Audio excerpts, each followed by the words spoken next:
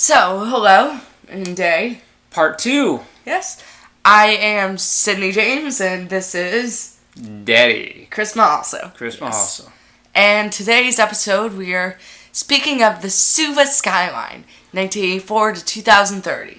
Suva Skyline, not really one of the big recognizable skylines. I imagine if you showed it to most people, they wouldn't know what they were looking at, right? No, but it's not too much right now, but it's like growing. Practically everything's under construction, planned, approved, that kind of stage. Okay. I mean, there's a few of them, but there isn't too much. But by 2030, it's going to probably look like a powerhouse.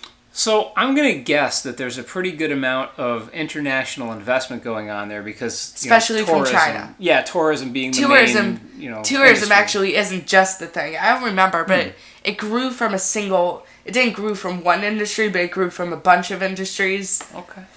Of course, taxes.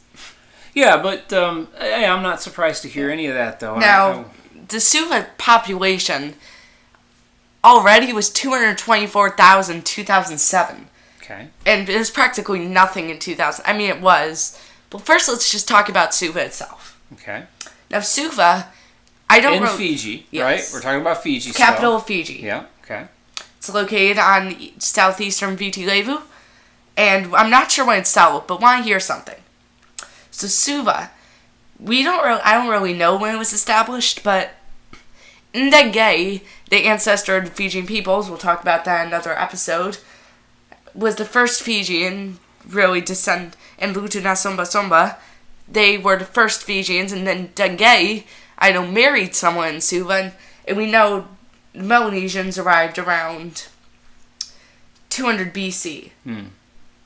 To 900 BC. We aren't really sure, but somewhere in that time frame. Considering this, it must be older than Melanesian, like Lapita, probably before that. So it was already a settlement very long time ago. This was at the Roman Republic. Not even the Roman Empire was around yet. It was the Roman Republic. Okay. When Suva was first founded. It's probably really old. But you will not find any trace of old civilization there. It's all been mowed over and built up upon again. Is that what you're saying? And they've always been doing that, even when it was still far back, like before Europeans. It was still okay. But so now let's start with our main thing. 1984 is when the first high-rise was erected in Suva. It's the Reserve Bank of Fiji.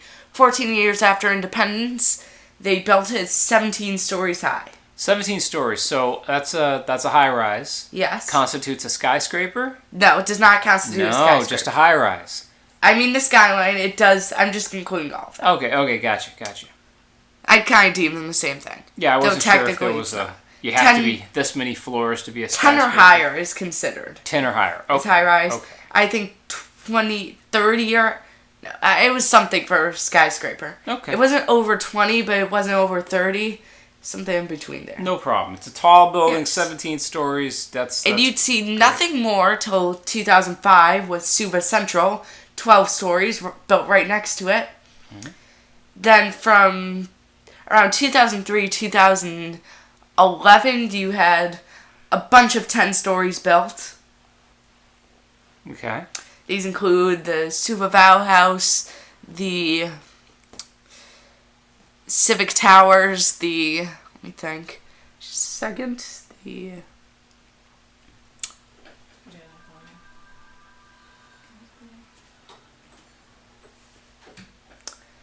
and I think around, let's see, since there's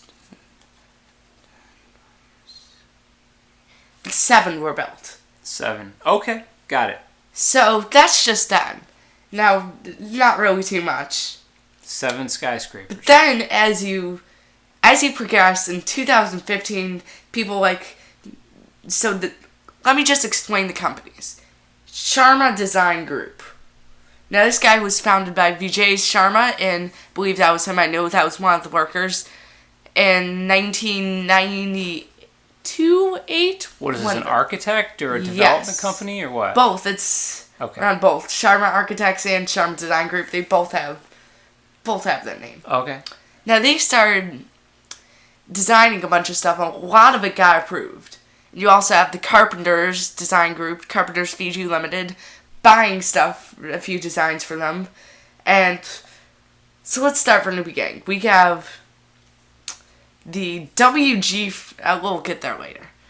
So the FHL Tower was approved. And this is another 17-story high-rise. It's expected to be complete 2021. And I don't know where it's located. You have the Carpenters Tower with the Carpenters Fiji Limited. Another 17 stories. Okay. The Union Center and I believe the Grand President Tower, they have been approved, but no building has began yet. It's really a gas station where they're going to build it right now. It's probably going to start after they complete those two. Mm-hmm. And the Carpenters Tower is another 17-story. Did I already mention that? I think I did. You did. Mm-hmm. And so you got a lot of 17-story expected to be complete 2020, 2021. I didn't really have a date. I'm guessing 2021. Okay.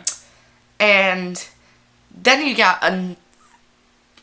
that, and you have something I want to say, the WG Friendship Plaza. This is it's the tallest building in the South Pacific alone. Really? It is 28 stories, 108 meters tall, according to Emporis.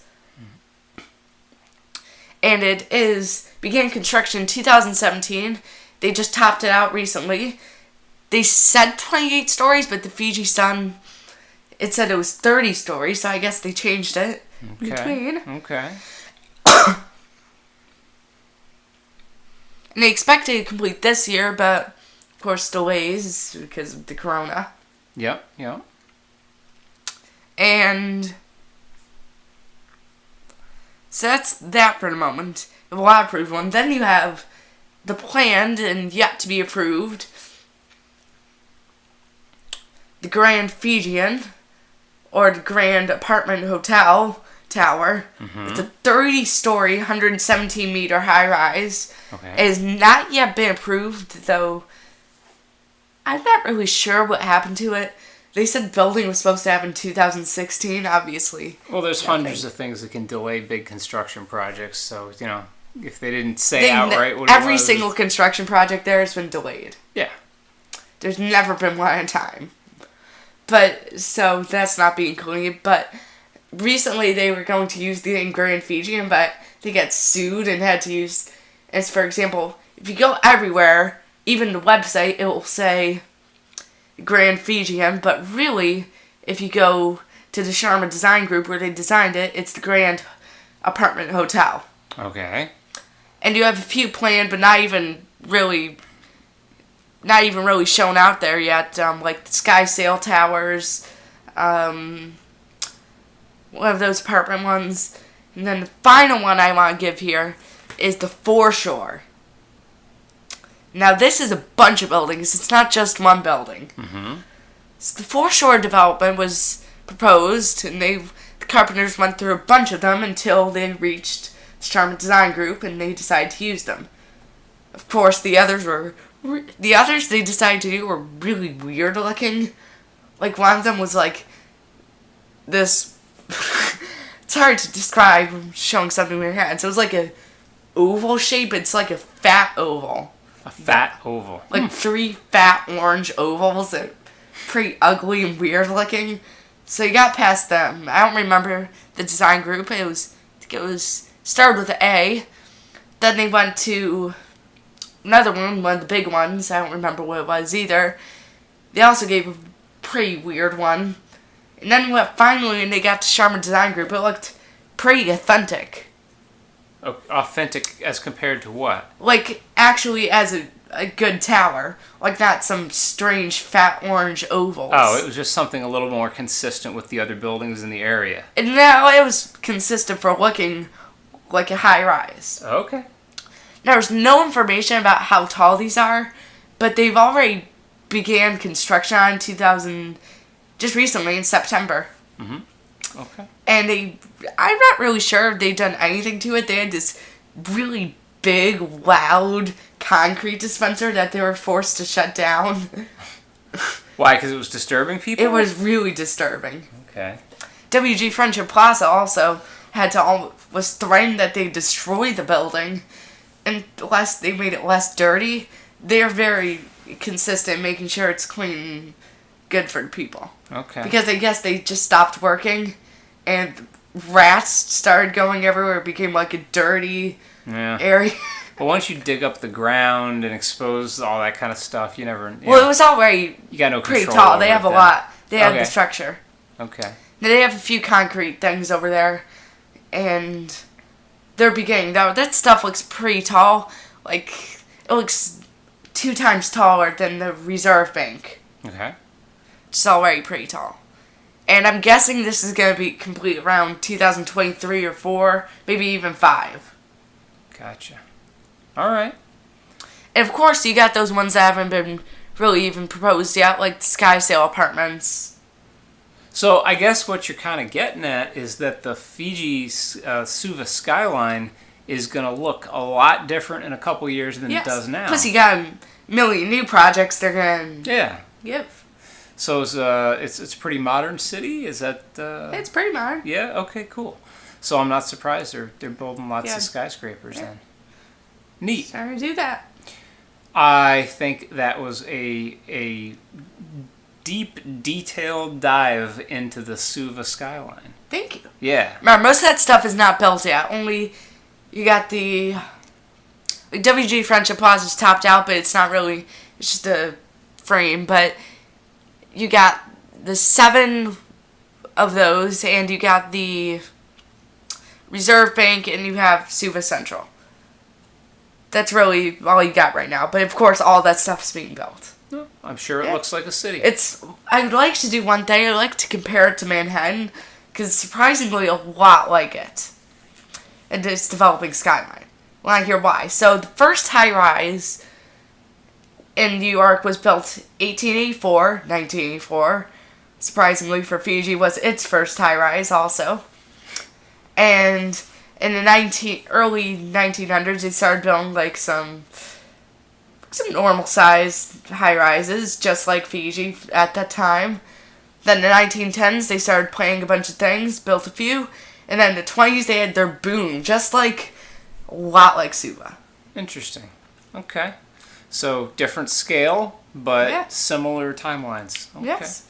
Very Man's a million times bigger than Suva. Sure. All right. Well, hey, that was really interesting, Sidney. Thanks. Thank you. Thanks for teaching us about the Suva Fiji Skyline. You're welcome. And we'll. So what do you want to learn about next? I don't know. We're gonna have to talk about that and figure out. Well, we gotta tell our people here. How about next will be about their maybe tribal religious beliefs or creation myths or things like that? Oh, I have a lot of those. I know you do. I have an entire. Let me see. You don't have to pull out the book right now because nobody can see you do that. I know, but